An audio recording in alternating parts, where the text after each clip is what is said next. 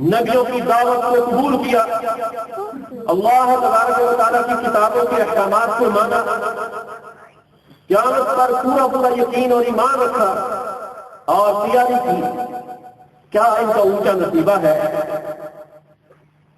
جدھر دیکھیں گے ادھر ہی ادھر ان کو نعمتیں ہی نعمتیں نظر آئیں گی۔ ثم رأيت نعيما وملكا كبيرا، حد نگاہ تک جہاں نگاہ پہنچتی ہے جنت کا ان کے لیے بہت بڑا وسیع اور عریض علاقہ ہے، اور ہر قسم کی نعمتیں ہی نعمتیں نظر آ رہی ہیں، اور بہت بڑی بادشاہی اللہ نے ان کو عطا کر دی۔ بہت اونچے بلند و بالا مقامات میں رہ رہے ہیں، اور موٹے اور باریک ریشم کے لباس ان کو پہنے ہوئے ہیں، سبز رنگ کے لباس۔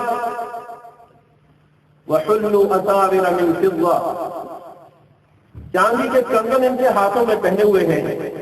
وَسَقَاهُمْ رَبُّهُمْ شَرَابًا طَهُورًا، گندی غلیظ اور پلید شراب سے بچنے والے ان خوش نصیبوں کو یہ بدبودار غلیظ پلید نجس عقل کو خراب کر دینے والی گندی شراب سے بچنے والے ان کے لیے اللہ نے پاکیزہ شراب تیار کر رکھی ہے۔ وَسَقَاهُمْ رَبُّهُمْ شَرَابًا طَهُورًا، ان کا رب ان کو شراب طہور پلائے گا، پاکیزہ شراب ان کو پلائے گا۔ لَا فِيهَا غَوْلٌ وَلَا هُمْ عَنْهَا يُنزَفُونَ، اس میں کسی قسم کی کوئی بے ہوشی والی بات نہیں کہ شراب کا گھونٹ لگایا اور سارے گرنے شروع کر دیے، گرنا پڑنا شروع کر دیا، الٹی پلٹی باتیں مارنی شروع کر دی، ایسی بات کوئی نہیں۔ اور وہاں چھپ چھپا کے پینے والی بھی بات کوئی نہیں، دکم پینے والی بات بھی کوئی نہیں۔ ہر ایک کو پورا پورا اللہ تبارک و تعالیٰ وہ شراب طہور، وہ پاکیزہ شراب پورا پورا عطا ہوگا۔ حدیث بات میں آتا ہے کہ رسول اللہ صلی اللہ علیہ وسلم نے فرمایا، جہنم سے اپنے گناہوں کی سزا دے کر سب سے آخر میں جو جنت میں جانے والا جنتی ہے، اس کو اللہ تبارک و تعالیٰ نے اتنا بڑا مقام اور اتنی بڑی پراپرٹی، اتنی بڑی ملکیت اللہ تبارک و تعالیٰ نے جنت کے اندر عطا فرمانی ہے کہ جتنا دنیا ساری ہے اس سے 10 گنا زیادہ۔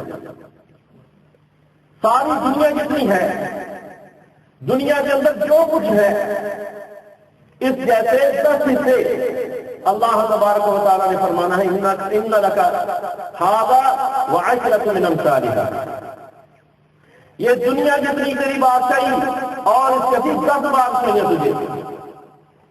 یہ اس انسان کا نصیب ہے جو جہنم سے اپنے گناہوں کی سزا بھگ کر بعد میں جنت میں آ رہا تھا، سب سے آخری جنتی۔ اور اس کا کیا مقام ہوگا جو جنت کے اعلیٰ مقام میں پہلے ہی اللہ تبارک و تعالیٰ نے اس کو پہنچانا ہے۔ تو اس دوسرے رکوع میں رسول اللہ صلی اللہ علیہ وسلم کو اللہ تبارک و تعالیٰ مخاطب کر رہے ہیں، اِنَّا نَحْنُ نَزَّلْنَا عَلَيْكَ الْقُرْآنَ تَنزِيلًا، اے پیارے پیغمبر محمد رسول اللہ صلی اللہ علیہ وسلم، ہم نے یہ قرآن مجید آپ پر نازل فرمایا ہے۔ یہ قرآن مجید اللہ کی بابرکت مقدس کتاب آپ پر نازل فرما دی، اس کی حفاظت کی گارنٹی بھی ہمارے اپنے ذمے ہے، اس کی ترجمہ تفسیر لوگوں تک پہنچانا سمجھانا یہ بھی ہمارے اپنے ذمے ہے۔ اس کی تفسیر ہم آپ کو سکھائیں گے حدیث کی شکل میں، ان علینا جمعہ وقرآنہ فاذا قرأناہ فاتبع قرآنہ ثم ان علینا بیانہ، اس قرآن کو جمع کرنا، اس کی حفاظت کرنی، اس کو آپ کے سینے میں اتارنا، آپ کو پڑھانا ہمارے ذمے ہے۔ پریشان ہونے کی بات کوئی نہیں کہ شاید مجھے بھول جائے، نہیں، ایسی بات نہیں۔ اور پھر اس قرآن مجید کا بیان بھی ہم خود آپ کو سکھائیں گے، ہمارے آپ کو ذمہ۔ تو فرمایا نبی صلی اللہ علیہ وسلم ہم نے یہ قرآن مجید آپ پر نازل فرمایا، فاصبر لحکم ربک ولا تطع منهم آثما او کفورا، اپنے رب کے حکم پر عمل کیجیے اور پکے ہو جائیے، صبر کیجیے۔ کسی گناہگار، کسی کافر ناشکر کی پرواہ نہ کیجیے۔ جو حد سے بڑھنے والے، تجاوز کرنے والے، برائیوں کا ارتکاب کرنے والے، قرآن کو بیان کرنے سے آپ کو روکیں گے، آپ نے پرواہ نہیں کرنی۔ یہ آج کی بات نہیں ہے۔ آج بدنصیبی سے مسلمان غیروں کی طاقت کا ایسا شکار ہوا ہے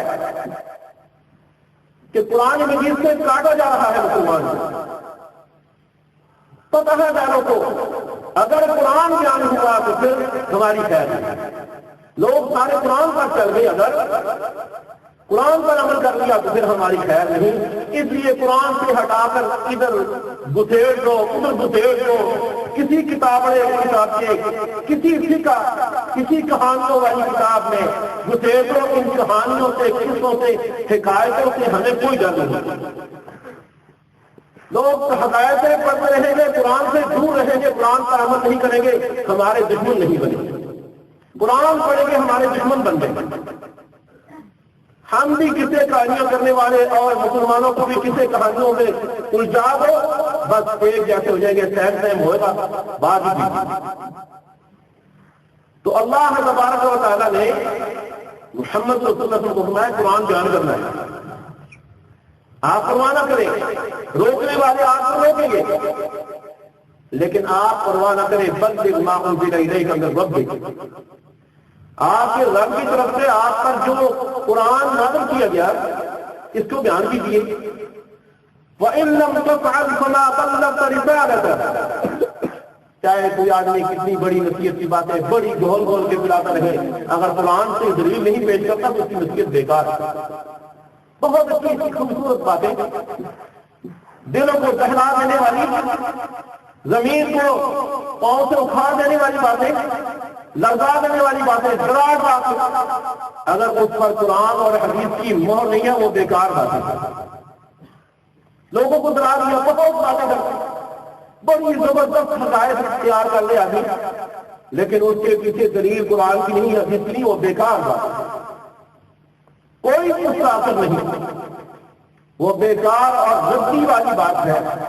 فرمایا اگر آپ قرآن نہیں بیان کریں گے تو گویا آپ نے اپنے رب کا پیغام لوگوں تک پہنچائی گی۔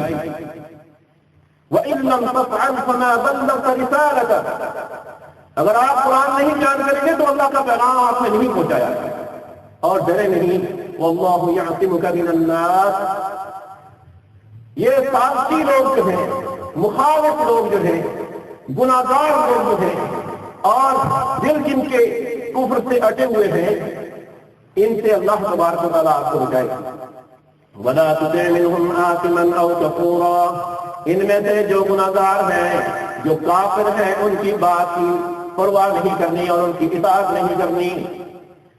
وَاذْكُرِ اسْمَ رَبِّكَ بُكْرَةً وَأَصِيلًا، اپنے رب کو یاد کیجیے صبح بھی شام بھی۔ قرآن مجید میں یہ مضمون کافی بیان ہوا۔ سورہ ہود میں کہا وَأَقِمِ الصَّلَاةَ طَرَفَيِ النَّهَارِ وَزُلَفًا مِنَ اللَّيْلِ إِنَّ الْحَسَنَاتِ يُذْهِبْنَ السَّيِّئَاتِ ذَلِكَ ذِكْرَىٰ لِلذَّاكِرِينَ، نماز قائم کیجیے دن کے دونوں کناروں میں بھی، رات کی گھڑیوں میں بھی۔ نماز کی وجہ سے یہ نماز بہت بڑی نیکی ہے، بہت بڑی، سب نیکیوں سے اونچی نیکی نماز ہے، اور نیکیاں کرنے سے گناہ بھول جاتے ہیں۔ اللہ تبارک و تعالیٰ نیکیوں کی وجہ سے گناہوں کو معاف کر دیتا ہے۔ اب نماز پڑھی نہ ایسے اور کہے میری گناہ معاف ہو جائے، کیا خاص اس بیچارے بے نماز بے دین جس کا اسلام کے ساتھ تعلق ہی کوئی نہیں رہتا ہے، اس کے گناہ خاص معاف ہو گئے؟ نماز پڑھنے کا نام نہ لے اور کہے کہ میرے گناہ ویسے ہی معاف ہو جائے، مجھے اللہ معاف کر دے۔ اللہ تبارک و تعالیٰ کے سب سے بڑے حکم کا منکر، خواہش کا پجاری، خواہش کو اللہ کے سامنے شریک کرنے والا اللہ کے ساتھ، اور اللہ سے معافی کرنے والا کہ مجھے اللہ معاف کر دے، میں نماز نہیں پڑھتا، میں اللہ کے سامنے سجدہ نہیں کرتا، لیکن مجھے اللہ معاف کر دے۔ کیا خیر تماشا ہے! شیطان نے ایک دفعہ اللہ تبارک و تعالیٰ کے سجدے کے کا انکار کیا، وہ شیطان ملعون لعنتی اور ابلیس اور رجیم اور صابرین میں سے ہو کیا ابا واستکبر وکان من الکافرین